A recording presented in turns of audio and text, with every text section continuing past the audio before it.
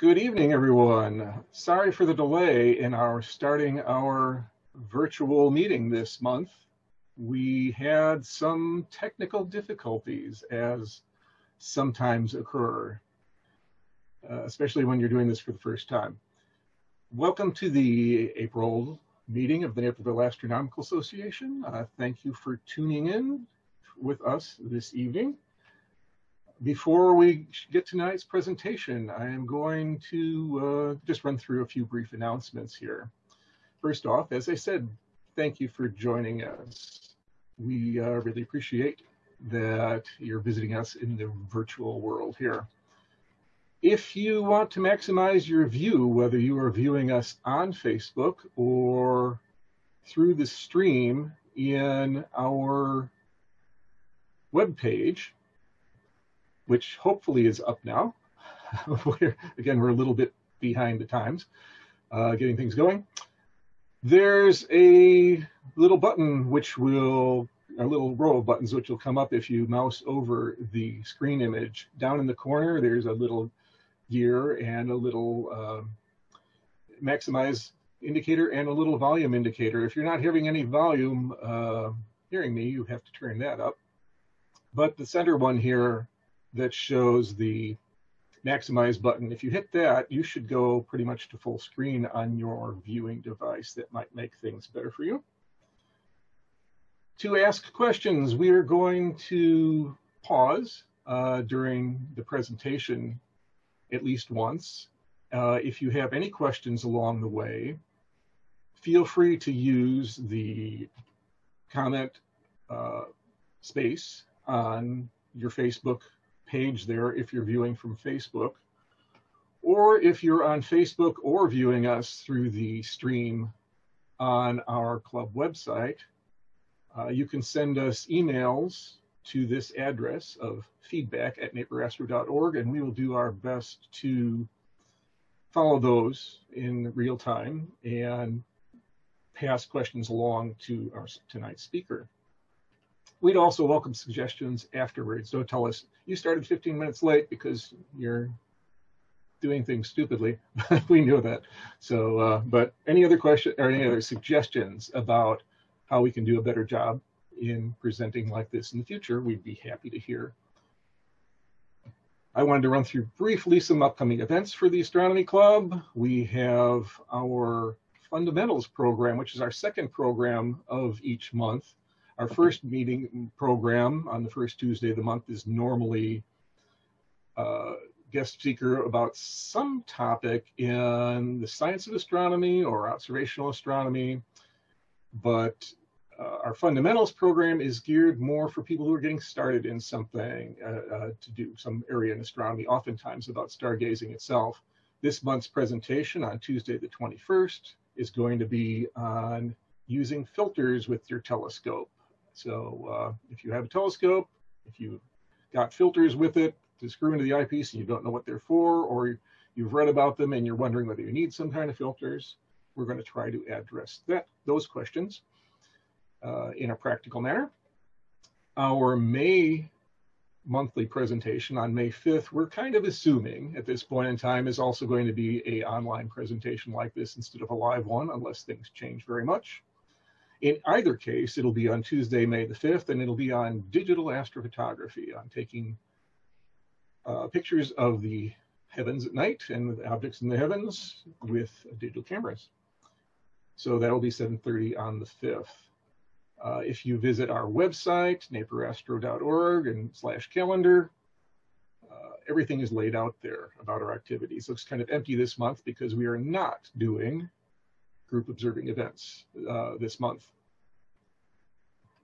We might also be doing some pop-up events now and then that we will post on Facebook and probably on the calendar sort of at the last minute, but if you follow us on Facebook, that'll be the place where you'll find out about that kind of thing.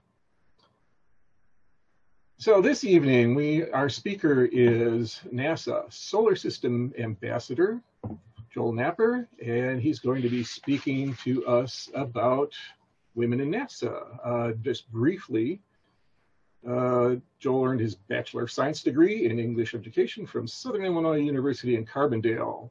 and he's an officer of his local amateur astronomy group, the Kankakee Area Stargazers, where he presents monthly updates on NASA programs.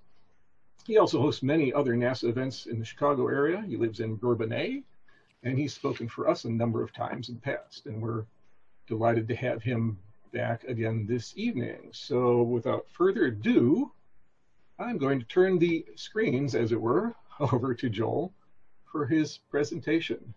Thanks. Thank you, Drew. It is so nice to be here. I wish I was here live with everybody to see everybody's face, but this is the best we can do for today, and hopefully you'll have some entertainment from it here. So I'm going to talk about women in space. So let me go ahead and share my presentation for you. You know, when we talk about women in space, a lot of people think of it being a men's only club, and frankly, into the 50s and 60s, it was a men's only club. Here you see the first 7 astronauts, American astronauts. It was a dangerous thing going up into space and working on space, and it was thought to be compared to the military, so it would be a man's kind of job.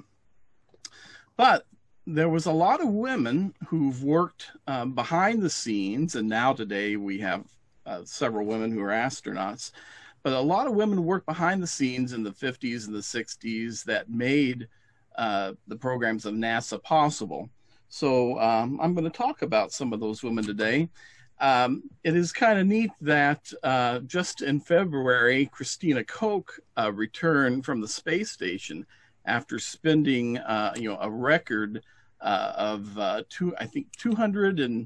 328 days in space, which was almost as much as Scott Kelly had spent in space. So she became the woman who has spent the most uninterrupted time in space. Actually, while she was on that flight, she also performed the first all-female spacewalk with Jessica Meir on the International Space Station. So women today are all part of the space story with NASA and the world of space explorers. But back in the early days, women were involved, but we just didn't hear about them.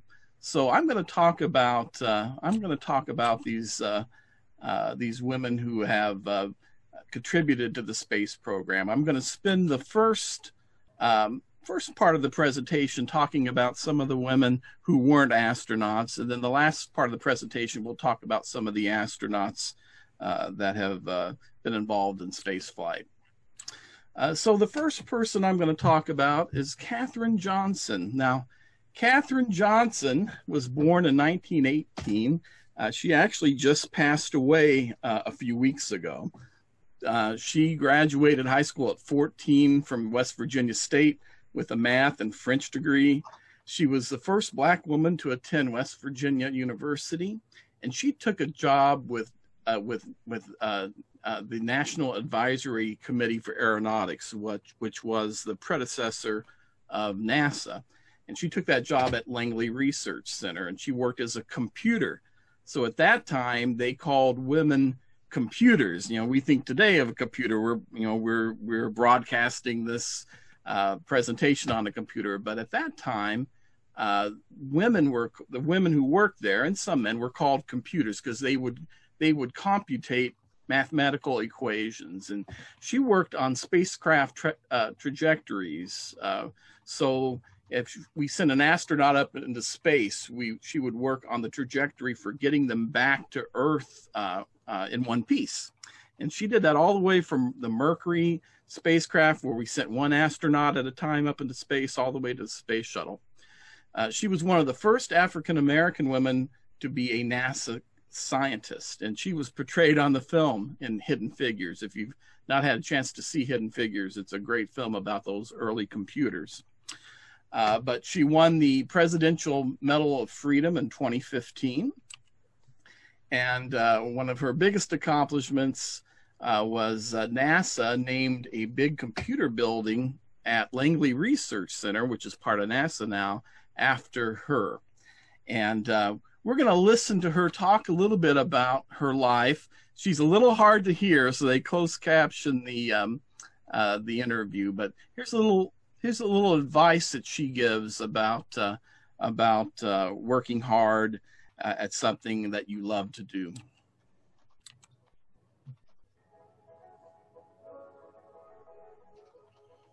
Do your best, but like it.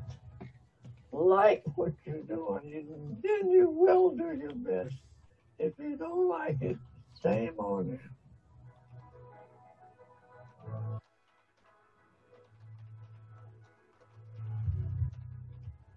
Well, now, if they just did the hard work that I did, which was my job, I did it every day. I never missed a day.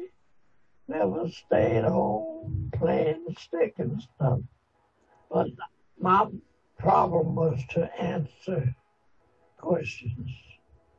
And I did that to the best of my ability at all times. Correct or incorrect. But that's my theory. Do your best all the time.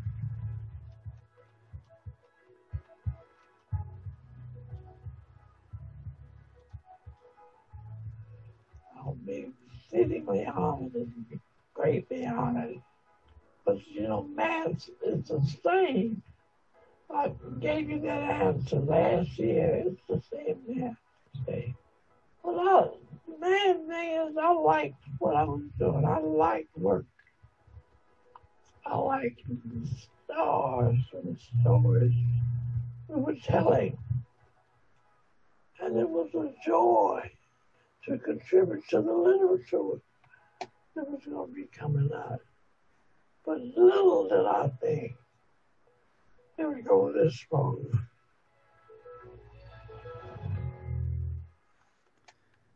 All right, so that was Katherine Johnson. The next woman I want to talk about is Margaret Hamilton. Now, Margaret Hamilton was born in 1936. She graduated with a BA in mathematics. She followed her husband, who was a lawyer. He moved to the Boston area to work on his degree, and she got a job doing weather forecasting, working on weather forecasting software at MIT. And MIT got the contract to work on the software for landing the Apollo lunar module on the moon. So she worked on that software, working on the error detection and displays and how to reboot the software she needed to. And she coined the phrase software engineering for the first time before there was such a thing. She ended up becoming the director of the software engineering division at MIT. So here is a picture of her with the computer code that ran the lunar lander to get astronauts to the moon. She also received the Medal of Freedom the year after Kathleen Johnson did. And we have a little presentation from her about how she built in some safeguards based on a mistake that her daughter made when she was playing around with a simulator. That NASA said, well, astronauts don't make mistakes. Well, they did, and she was able to code around a mistake that probably saved the first lunar landing from being aborted. So here's a little bit from Margaret Hamilton. Mostly men were working there, and they had somebody at home to take care of their kids. I had no choice. I'd bring my daughter, Lauren, into work nights and weekends, and she'd see me playing astronaut to test the software and doing the kinds of things the astronaut would do. So she wanted to do it too, so she played astronaut. And all of a sudden, everything came crashing on the simulator. And I realized that what she had done is that she selected the pre-launch program. During flight, I said, oh my God, this is not good. We really need to put a protection in there because the astronaut really could do what she did by mistake. I tried to get it through MIT, NASA. No, they said, astronauts are trained never to make a mistake.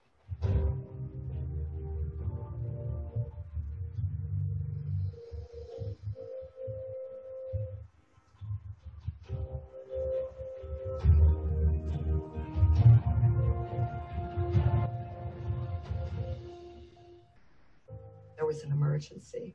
Everything happened that we thought would happen if they made the mistake. So then there was a decision, go, no go, land or don't land. Fortunately, the people at Mission Control trusted our software, and they said, go, go, go. The software and the hardware worked perfectly. The software was on the ground and on the moon. That's one small step for man, one giant leap for mankind. All right, so it was a good thing that Margaret put in the safeguards to handle that switch being the wrong position for that first landing on the moon.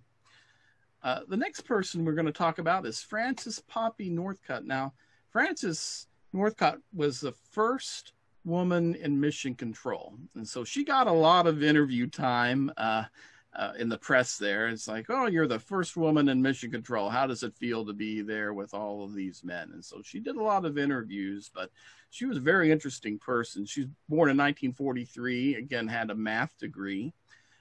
She was the first female engineer employed at Mission Control. She designed trajectories for flights to the moon. You know, it's interesting. We flew to the moon and brought back a lot of samples, and all of them were bone dry. There was no water, but we now know there was a lot of water on the moon. We just didn't land in the spots where there's ice. And she talks a little bit, she's going to talk in a minute, a little bit about some of the trajectories they were working on that maybe would have discovered that ice a lot earlier. She found a new trajectory to save the crew of Apollo 13. So when they had that explosion on the way to the moon, she helped come up with a trajectory to get them back. She was involved in the women's liberation movement, and she attended law school and became a criminal defense lawyer in 1984. So she's done a lot. And she's going to talk a little bit about being that first woman in mission control. Describe what it was like for you sitting in mission control 50 years ago for that Apollo 11 mission. Well, it was exciting, but it was also just a lot of work, to be honest with you. You have to concentrate very hard. You have to be very into the mission and pretty much shut everything else out. Your team designed the return to Earth trajectory for Apollo 8.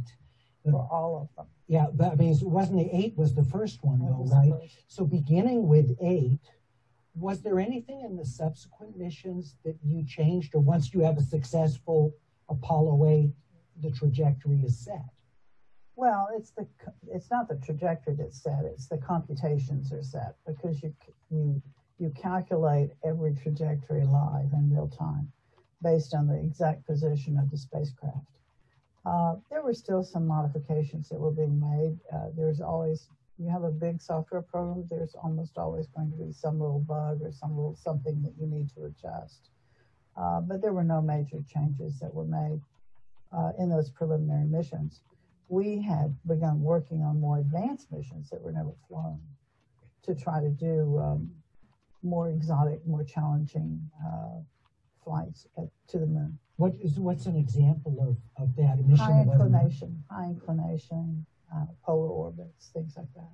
And that would, the advantage of that would be to see parts of the moon that otherwise wouldn't have been. Exactly. All we ever saw was the equator. I mean, would you really think you'd explored the Earth if all you saw was the equator? You look back to being the only woman in mission control, and you became a focal point as a result of that. People interviewed you, there were profiles, your gender conveyed a status at that whole era. And as you look at that now, do you see that as largely positive? Is there any downside to that as you think about it? Well, it was a lot of the treatment by the media was very sexist. And I would have preferred to have been the 100th woman in mission control. But I I felt it was an opportunity getting out there to let other women know that women could do those jobs. And I think that that was a positive. In fact, I know for certain it was. I was going to ask if you heard from women who saw you in those interviews or read about you. Exactly. See, I was contacted by the Brazilian consulate 6-8 weeks ago about a woman at JPL who was a Brazilian born, Brazilian raised, who wanted to locate me because when she was a little girl, she said that she was influenced to go into planetary science because she saw news coverage of me out of Apollo 13. That's got to be very gratifying. Pretty amazing. Yep, it's amazing. She's an amazing lady, and it's amazing the people you affect with not even knowing it, not even realizing it. The next woman I want to talk about is Ginger Kerrick. Ginger Kerrick is a leader in mission control at Houston. She still is to this day, but she had her sights on becoming an astronaut. But something happened and she wasn't able to become an astronaut, but she didn't give up on her dream there. She was born in 1970, graduated from Texas Tech with a master's in physics. She applied to be an astronaut, but she was disqualified due to kidney stones. You know, you probably don't want to have kidney stones if you're up on a mission up in space. They've relaxed that a little bit now. But she, at the time, she was disqualified automatically. She's the first non-astronaut to be the capsule communicator to talk with the astronauts during the flight. She's the first Hispanic to lead mission control, and she's a flight director at Johnson Space Center for the ISS. So we're going to hear a little bit about her story about persevering and not giving up on your dream. And there's a picture of her in mission control there.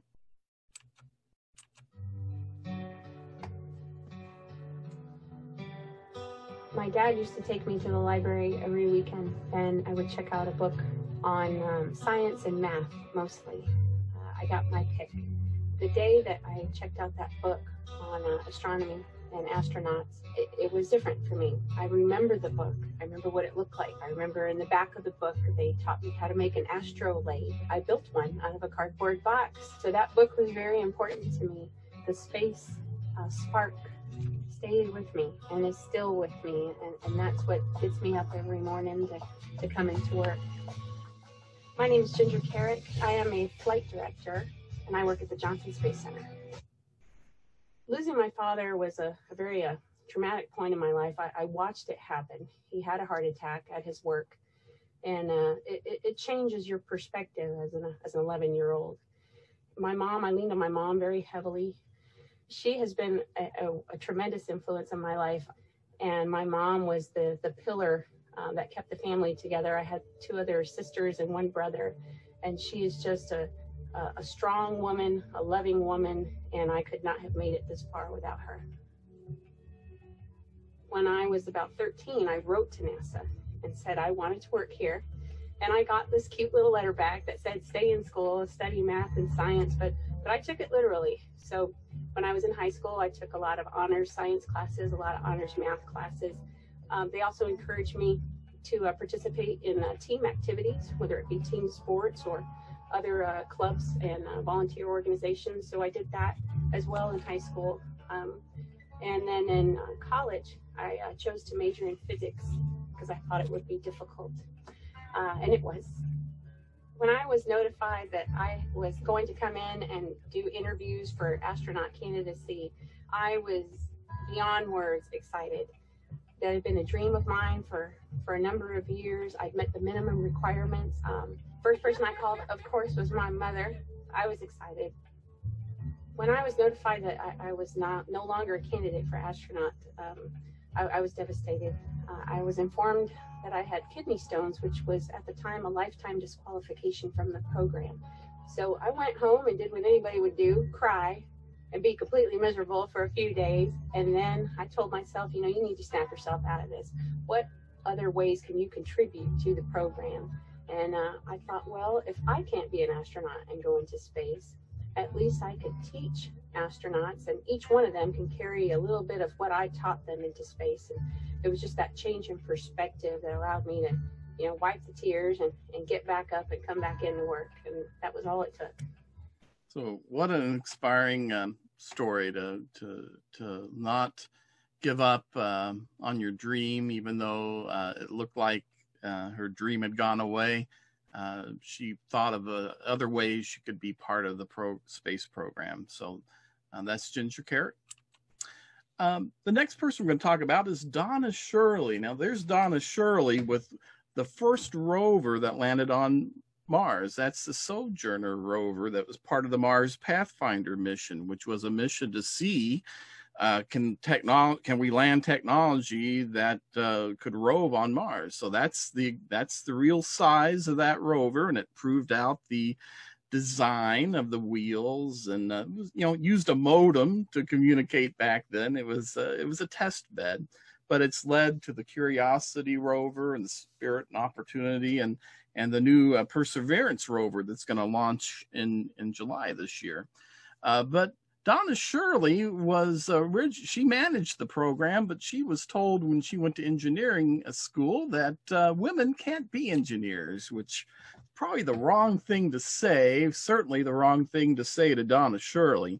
She graduated the University of Oklahoma in engineering, and her advisor told her, "You girls can't be engineers." Well, she went on to manage the Mariner 10 mission, which was the first mission to send a spacecraft to 2 planets. It went to Venus, and then used the gravity from Venus and what they call gravity assist, and went on to Mercury, and actually passed by Mercury 3 times before it ran out of fuel. So she was part of that successful team, and then she was the leader of the Pathfinder mission in 1997 that delivered Sojourner. It tested out using airbags to land on the surface, and the tools to land rovers there. And so she accomplished a lot for being somebody who couldn't be an engineer. The next person I want to talk about is Anita Sengupta. Now, Anita Sengupta, she is a very bright engineer. She was born in 1963. She had an Indian father and a British mother. She has a mechanical engineering degree. She did a couple things for NASA. She worked on the parachute system for landing the Curiosity rover on Mars. It's not so easy to design a parachute to land on Mars. The Europeans had to postpone their lander to 2 more years to the next opportunity because they couldn't get the parachutes right. It's a difficult thing to do, but she designed that, and she also designed something called the Cold Atom Lab. Now, the Cold Atom Lab was a way to look at particles up on the space station without gravity by getting them as close to 0 Kelvin as possible. So if they were able to get the particles down that cold, they would slow down. And plus, if you take gravity out of the mix, you have a longer time to study those particles. And so that's her with the Cold Atom Lab, which she was able to help design and miniaturize and get up on the space station right now. All right, the next person we're going to talk about is Gwynne Shotwell. Now, Gwynne Shotwell is a business person. She was born in 1963, graduated from Northwestern University. Is a story that she was dropping a friend off at a new job, and the friend said, "You need to come in and you need to meet Elon Musk. He's a great guy." She walked in and was introduced to Elon Musk, and he hired her. She was the 7th employee at SpaceX in 2002. And she went on to become president of SpaceX. You always hear about Elon Musk, but it's actually Gwynne Shotwell who is the president of the SpaceX company, the first company to fully reuse a stage 1 rocket. And there you see 2 of the Falcon Heavy rockets coming in at the same time.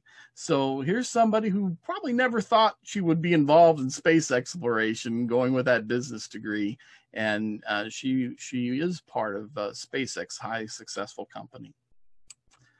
All right. Well, I'm going to pause for a moment and see if we have any questions about anything I've talked about so far. There are no questions on Facebook at this time. All right. Well, hopefully everybody's still with me, and we're going to do our second part of the presentation. We're going to talk about pilots and astronauts now.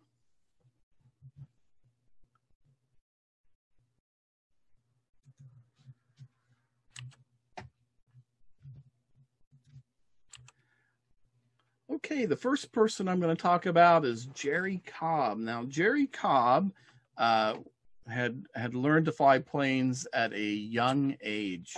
She was born in 1931. She died just a couple years ago at age 88. She flew planes starting at age 12. She wanted to go into the Army Air Corps at the time, and she wasn't allowed to, but she was allowed to deliver fighters, military fighters from the production plants to different airports around the world. She learned how to fly multi-engine instrument flights. She had ground instructor ratings and her airline transport license. She set records for speed and distance while in her 20s. She had lobbied to become an astronaut, and she was actually part of the Mercury 13 group, which was a group of women who went through the same procedures that the first astronauts went in to see if they could become astronauts. And she did just as well or better than many of the Mercury 7 astronauts. But she was not allowed to become an astronaut. The thing that really stopped her is they considered it a hazardous job, sort of like being in the military. And John Glenn actually said, wrote to Congress and said, you know, it would be putting a woman into that position is dangerous. And so things have changed since then. But she spent 30 years doing missionary work, was even nominated for a Nobel Prize. So she got to fly all of her life and enjoyed that. There's a picture of her with the Mercury spacecraft that she would have loved to been the first astronaut for. But the first female astronaut did not go to an American. That prize went to Valentina Tereshkova, who was a Russian. She was born in 1937. She was a textile worker and a skydiver before joining cosmonaut training. And the real key to her becoming a cosmonaut was her ability to skydive. Back when the Russians were first launching cosmonauts or astronauts, they weren't too sure about the parachute reentry system for their spacecraft. So the astronauts or cosmonauts would bail out once they got into the atmosphere, and they would land with a parachute, and then their capsule would land with a different parachute. So even Yuri Gagarin, the first human in space, he bailed out and used a parachute to land back on Earth. So that was one of the key skills they were looking for. So she became the first and the youngest woman to fly in space in 1963. She was the only woman to fly solo in space for 3 days, and she flew on the last Vostok mission. So that was the last mission where they only flew one cosmonaut in the spacecraft. She retired from the Air Force in 1997, and she's currently a member of the Russian Parliament. There's a picture of her capsule that did return under parachutes and came in okay, but she did bail out there. And there's a picture of her with Yuri Gagarin at the far left of the picture there, and Nikita Khrushchev, the president of Russia there, the Soviet Union at the time, on the right. Well, it wasn't until the era of the space shuttle that we, the Americans, decided that we had a vehicle that was safe enough for women to fly in space. So this is the class of the first 6 female astronauts in the astronaut class of 1978. All 6 of these women did eventually get to fly in space as well. One of the first publicity pictures NASA put out was of this is astronaut Seddon with a tray of food, which probably wasn't the best kind of picture that they wanted to put out there, talking about women in space, because they weren't really serving food up on the space shuttle. They were doing a lot of work, from EVAs to scientific experiments up on the shuttle. But the first American woman in space went to Sally Ride on the Challenger mission, the 7th mission of the space shuttle. Now, Sally Ride was born in 1951. Unfortunately, she died 2012 from pancreatic cancer. She had a degree in astrophysics. She flew on 2 missions, STS-7 in 1983 and STS-41G in 1984. Also, when the Challenger accident occurred, she was part of the commission that studied that to find out what the cause was.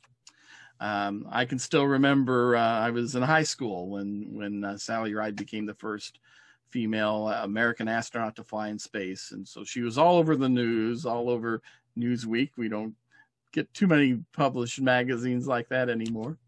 But that's a picture of her up floating in space.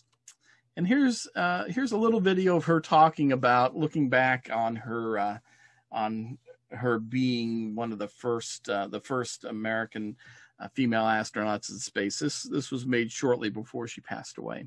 The fact that I was going to be the first American woman to go into space carried huge expectations along with it. And that was made pretty clear just the day that I was told I was selected to the crew, because I was also taken up to Chris Kraft's office, who's the head of the Johnson Space Center, because he wanted to have a little chat with me and make sure that I knew what I was getting into before I agreed to be on the crew. But I was so dazzled just by the opportunity to be on the crew and go into space that I really don't remember very much of what he said. On launch day, there was so much excitement and so much happening around us in the crew quarters, even on the way to the launch pad, going up the launch pad, looking up and seeing, this huge, rocket that kind of sounds like an animal. You can kind of hear the gurgling and the hissing, and, it sounds like it's alive. I spent an enormous amount of effort just trying to stay focused. I tried to block out pretty much everything that was going on around me and just kind of put one foot in front of the other, because it would have been way too easy to just be lost in the moment. I didn't really think about it that much at the time, because I just wanted to get the opportunity to do that. But I came to appreciate what an honor it was to be selected to be the first woman to get a chance to go into space. And Sally Ride went on to create several children's programs to foster the sciences for kids, especially girls in the space sciences. Oh.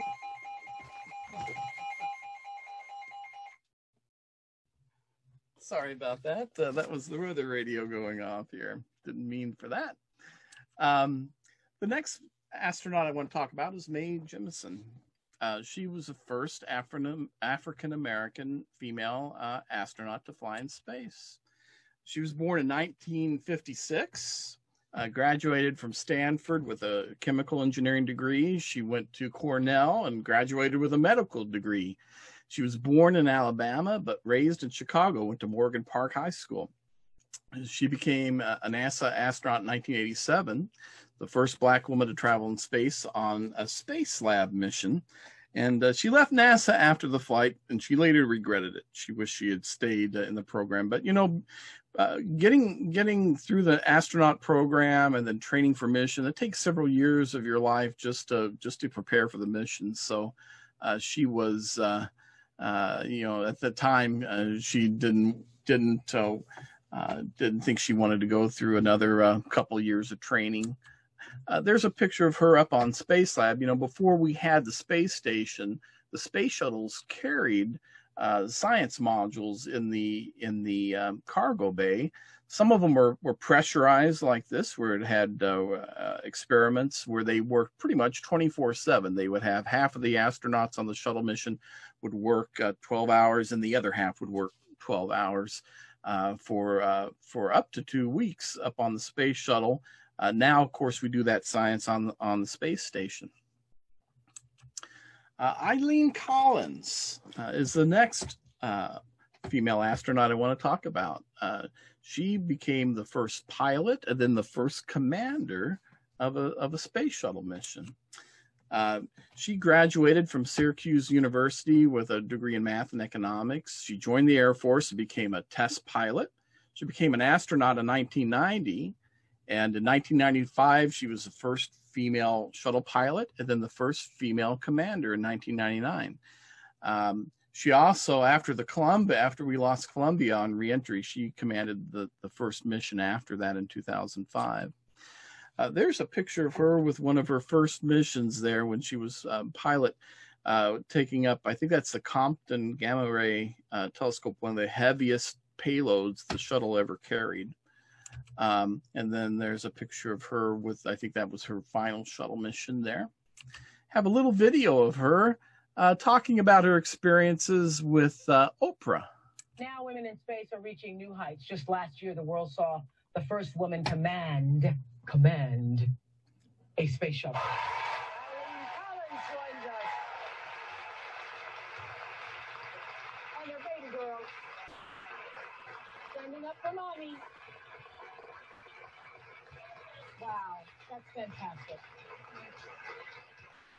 What would you describe? I have some space envy. What would you describe as the greatest thrill? Well, actually, two things. Being in space, being in microgravity and floating it's weightless. A whole new world. Yes, that is a dream. And the other one is... It is a dream. And does it really feel, it feels weightless? It feels like...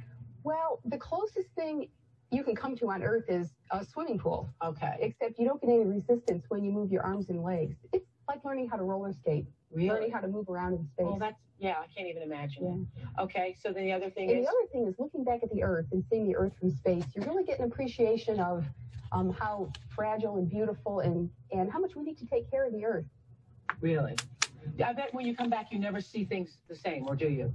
Well, I told myself on my first flight that I didn't want to change, that I wanted to be the same person when I came back. And I don't think I changed as a person, but I think that I see things differently. I think that maybe I have a message to bring to other people, and that is that spaceflight is the future. And I think we're going to see more and more people going into space. I'd like to see more civilians go into space. I'd like to see space travel become something that belongs to people around the world, not just a few astronauts, but something that we all can experience. And I think we're going to see that with SpaceX and their Dragon space capsule, along with Boeing Starliner. I think you're going to start to see more and more regular people go up into space. Next woman I talk about is Christa McAuliffe. Christa was, of course, a teacher who was going to be the first non-astronaut to go into space. Unfortunately, she was aboard the Challenger, which exploded on its way up into space, and made NASA rethink how safe these space shuttle vehicles are. There's just so many things that can go wrong going into space, always a dangerous thing. She was a social studies teacher at Concord High School in New Hampshire, and had a lot of people watching that flight, especially kids, and it was a big tragedy to lose the Challenger and the astronauts and Christa McAuliffe. That's the symbol of the Teacher in Space program, and that's a picture of her getting used to weightlessness on a plane. They still take astronauts up on a plane and do some dives so you can experience a little weightlessness for some time. Her backup, Barbara Morgan, lobbied to to fulfill what Christa was going to do, and they eventually took Barbara Morgan and trained her to be an astronaut, made her an astronaut, and then she got to spend some time up on the space station on a space shuttle flight and do some of the lessons that Christa had prepared for back in 1986. And there's the crew of the shuttle. Judy Resnick is the astronaut at the far right. She was one of the first of those six astronauts from the class of 1978. She had flown on an earlier flight, and then she passed away with the rest of the Challenger crew on this flight as well. Shannon Lucid is the next astronaut I want to talk about. She was another one of those original six NASA astronauts from the class of 1978. You can see she's got an American flag on her suit, but she's in a Russian spacesuit because she got to spend some time on the Russian space station Mir. She was born in 1943. Learned to fly, had a pilot's license by age 19. She got a bachelor's degree in chemistry at the University of Oklahoma. She flew in space 5 times. She was the only American woman to fly on the Mir Space Station. She spent 179 days up there. She was the NASA chief scientist from 2002 to 2003, and she was the lead Capcom, or Capsule Communicator, for the final shuttle missions. And she retired from NASA in 2012. So there's a picture of her. She's on the far left. She was actually the first mother in space. So she had children when she flew up into space. That's the Mir Space Station that she spent some time on there. She is doing some exercising on the treadmill up on the Mir. And there's a picture of her. I think that was one of her final shuttle flights that she was the communicator for one of the last space shuttles to fly. I have one more astronaut to talk about, Peggy Whitson. Now, Peggy Whitson was born in a small town in Iowa. It just had, I think, under 50 people in the town, and she graduated from Iowa Wesleyan University with a degree in biology and chemistry. She became an astronaut in 1996, and she was the first female commander of the space station.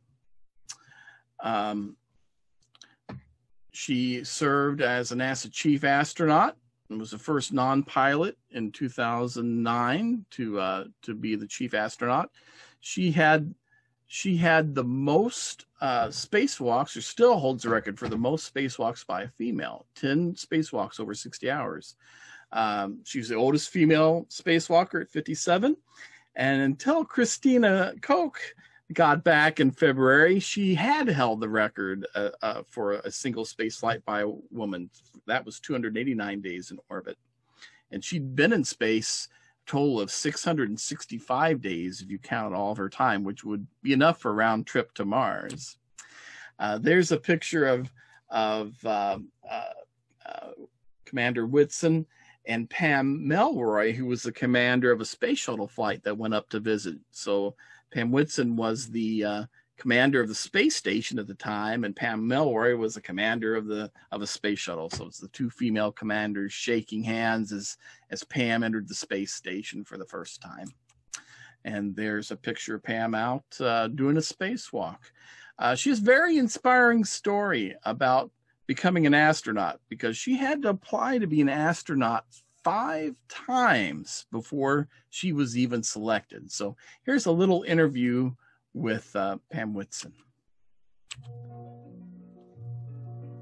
You grew up on a farm, right? In a town with like what, 15 people, literally? I think they have that many now. I think it had 32 when I was growing up. It's gotten a little smaller since then. It's a big place then. Yeah. But how'd you go from farm to astronaut? What's the short version? Short version, I watched the astronauts walk on the moon when I was 9. When I graduated high school, they picked the first female astronauts. I got a bachelor's and a PhD, and spent 10 years applying to be an astronaut. I was still working at NASA during that time frame, but it took 10 years of applying. How many times did you apply? 5 times over 10 years, every selection. I saw you describe that in a letter that you wrote to your younger self. Mm-hmm. And tell me if I'm wrong. I think you got emotional talking about that. Well, yeah. 10 years is a long time. But it's funny because in retrospect, I can say I became a much better astronaut because of those 10 years. The things I learned and the things I was doing in that 10 years made me much more qualified as an astronaut. Why weren't you discouraged? Maybe too stupid to be? I don't know. Really, I think it was just maybe I am a little bit tenacious. A little bit, you think? You've been in space 3 times. Does it get old? It doesn't for me. And I know some people get bored by it, but to me, it just doesn't. And you're retired now. Yeah. But would you go again? Absolutely. I would go again. No hesitation. None whatsoever. I think you retired in part for like health reasons. They don't want you to go back up there. Well, right? they prefer not. Yes. But you'd still go. I'd still go. What does your husband think of that? He'd want to go with me. Yeah, they, here's someone who applied, had to apply 5 times over 10 years to become an astronaut. Then she ends up being an astronaut who breaks records and holds records for the number of spacewalks and had held the record for the longest amount of time in space. They do limit any astronauts' time in space because you are protected by the Earth's magnetic field, but you do pick up more radiation up in space than you would on Earth. And so they try to limit any astronaut's total time in space, to try to keep them as safe as possible. Well, I have one more woman I want to talk about, and she's not really an astronaut. Here's the hint at who this woman is. And I would imagine this club knows that this is the spacecraft, the Starship Enterprise. And we're going to talk about Nichelle Nichols, who played Lieutenant Uhura on Star Trek. Now, she was born in 1932 in Robbins, Illinois, which is in Cook County. She performed in clubs and musicals in Chicago, and she played Lieutenant Uhura on Star Trek. She was the first African-American woman featured in a major TV series, had the first interracial kiss with Captain Kirk. She worked with NASA to recruit minority and female personnel. So she was responsible for recruiting some of those 6 first female astronauts in 1978. Recently, she flew aboard NASA's Sophia Observatory, where that's the big plane that has a telescope built into the end of it, and can go above the clouds, usually over the ocean, and look at celestial objects. And she's got an asteroid named after her. Now there's a picture of her. There's a picture of the Star Trek crew with the first space shuttle, the test shuttle called Enterprise. And there's a picture of her up on Sophia. She tells a great story about her Star Trek time. I want to share with you.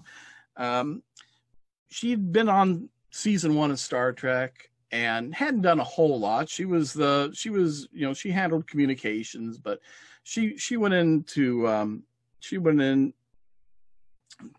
Roddenberry and said, Gene, I want to leave the show. I got an opportunity to be in a Broadway show, and I want to take that and be in that Broadway show. And Gene hated to see her leave, but he said, you know what? I want you to, this was on a Friday, think about it, come back Monday and let me know. And if you really want to leave the show, we'll write you out for season 2. Well, that Saturday, she went to a dinner she was invited to, and somebody came up to her and said, your greatest fan, your biggest fan is here, and he would like to meet you. And she got up and thought, well, I wonder who this is. That's very nice. And she turns around, it's Dr. Martin Luther King. And Dr. Martin Luther King says, Nichelle, you are you are my favorite actress. This is a show, Star Trek is a show that I let my kids, me and Coretta, we let our kids set up and watch it. You do such a great job. You're such an icon. And she said, well, thank you, Dr. King. But I appreciate that, but I'm going to be leaving after this season. And he said, no, you can't do that. You don't realize what a role model you are. Number one, here's an African-American actress on a primetime show. Number two, you're in the future doing important things with the rest of the men in Star Trek. You are a role model for kids all over the world. And she thought about that. And when she got back to Gene Roddenberry on that next Monday, she decided that she was going to stay on Star Trek. So I thought that was a really nice story about not always realizing who you impact. It's the same thing with Poppy in Mission Control, not realizing that some of those interviews she gave inspired other kids to go into science and to try to work in the space program. So NASA has an Artemis program to go back to the moon. They've been directed to land astronauts on the moon by 2024. And one of the female astronauts who's in the program right now will be selected to be part of that crew to land on the moon. So we will have a female astronaut walk on the moon, something that we didn't do in Project Apollo. And a female astronaut will be one of the first crew members to walk on the moon, hopefully in 2024. And I am sure as we go out and we aim for Mars someday, that female astronauts will be part of the crew and will do just as good of a job as any of the astronauts on the mission. So really appreciate you guys paying attention, and hopefully you learned a little bit about some of the female astronauts and some of the other female who worked behind the scenes and maybe didn't get all the credit that they should have for all that they've done for the space program. So now I will take any questions. I know it's kind of hard to do questions this way, but I'll take any questions that you might have. Yeah, we still don't have any questions. Okay, well, thank you for your attention. I hope you enjoyed the presentation, and hopefully get to see you guys in person when we get through this this Corona crisis here, because I miss being in front of the crowd. But this was almost as good. I enjoyed having a chance to speak with you tonight.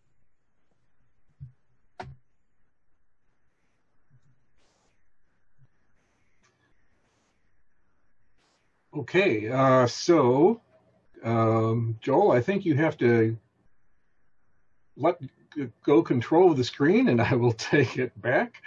And there we go.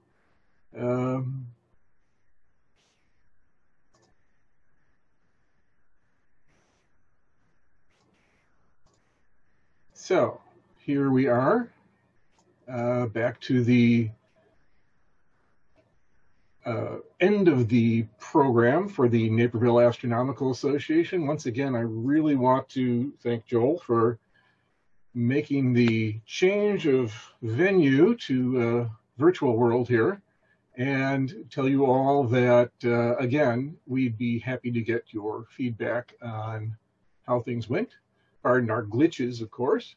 Normally at the end of our monthly meetings, we do a short business meeting and review officers' reports and updates and things like that. This month we decided we were going to forego that because of our virtual environment here at the moment and just getting our sea legs in doing this. But I wanted to remind you all of the upcoming events that I noted before. In 2 weeks, our Astronomy Fundamentals program, which we will present even more smoothly than tonight's presentation went, and the main presentation on digital astrophotography on the 5th. They'll both be in the same venues you're watching tonight, streamed on the club website and on our Facebook page. And do look at our calendar on our website for any other updates we have and additional program information. And watch us on Facebook for any things we decide to toss in. We're looking for other ideas of things we could stream to present to you to help fill your times at home with a little more astronomy. I want to thank everyone for attending tonight. And this presentation will stay on our streaming page for people to view if you want to refer to the people to it, or on our Facebook page. We will leave it up there. So that's us for tonight. And again, thank you very much for attending.